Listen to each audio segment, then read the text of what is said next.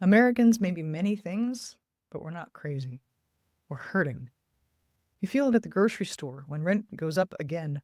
Every time you do the math on a house and the math just doesn't work. You're not imagining it, and there's a name for what you're feeling. But let me tell you about a scientist named Peter Turchin.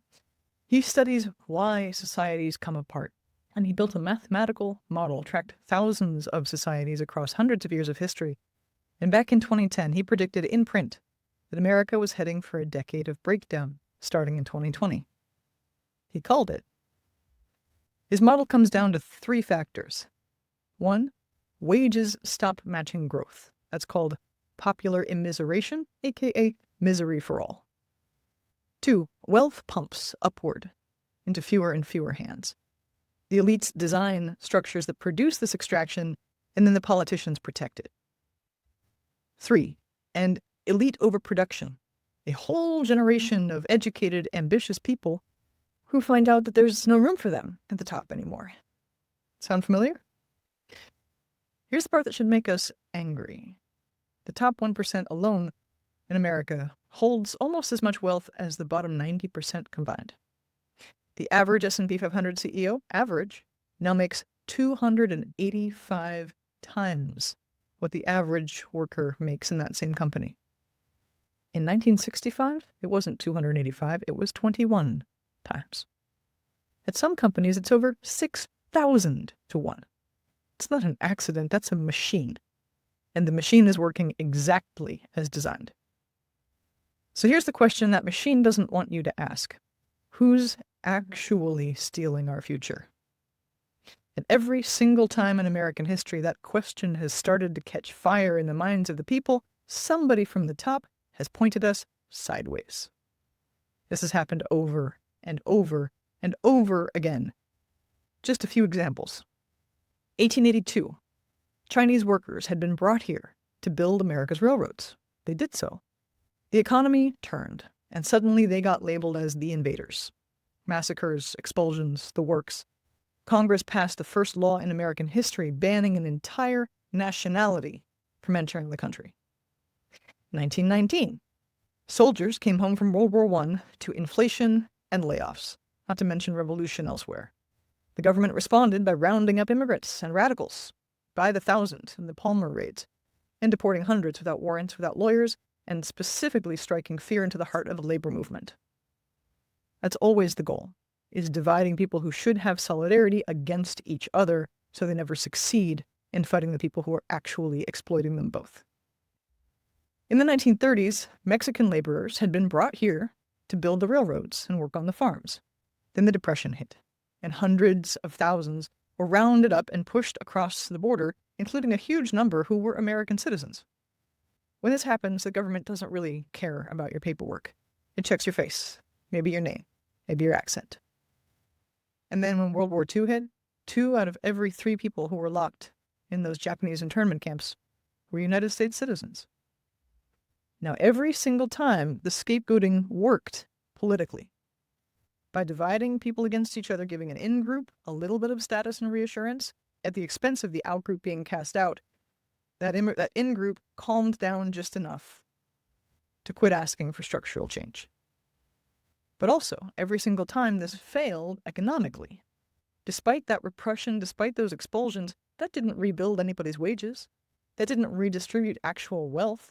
It just made sure that workers were too busy turning against each other to ever look up. That's the whole trick of it.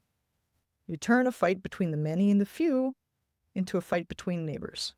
It's divide and conquer, and it works a little too well. So we're in that moment again, right now. As of this spring, over 70% of the people in ICE detention had no criminal conviction at all, none. And the vast majority of the rest have only misdemeanors. But point-in-time counts, like 70,000, that's not throughput, and I want you to think about the math of throughput. Nearly 320,000 people were deported last year. Hard-working community members, neighbors, paying taxes. This year, that pace is on track for over 400,000. Now, at the same time, independent researchers have just recorded one of the steepest one-year drops in American democracy scores ever measured. This isn't happening just near that wealth pump, it's happening because of it. Now, this isn't just book learning to me. This happened to my family. My husband's an honorable, 100% disabled American military veteran in a wheelchair. Last year, ICE illegally abducted him, tortured him in solitary confinement, detained him for 124 days. Not for anything he did, just for which box they decided to put him in. The in-group or the out-group. Everything that should have counted, character, family, honorable military service, didn't matter. What mattered was his face and his name. We fought across 4 federal jurisdictions, no lawyer, ourselves. And a federal judge finally ordered his immediate release and called what had been done to him flat out wrong. Now, our family's case you've heard about because we made noise. But this is happening to hundreds of thousands of other people too. And it's the pattern. It's the same pattern. Just my husband's name on the file instead of a stranger's. These historical patterns are recurring, but what makes it different this time is 2 things. 1, for the first time in history, we can document reality as it happens, spread it everywhere, and preserve that record no matter how many times they try to rewrite the story on top of it. That didn't used to be possible, now it is. The other thing that's genuinely different this time is that America is no longer isolated. We are integrated as a society and integrated in the world. Most of us have family, friends, neighbors, our kids' teacher, our coworkers, people in our communities who we know, who we trust, who are immigrants, who are from other countries. That makes it much harder to divide people against each other in the way that the elites are counting on.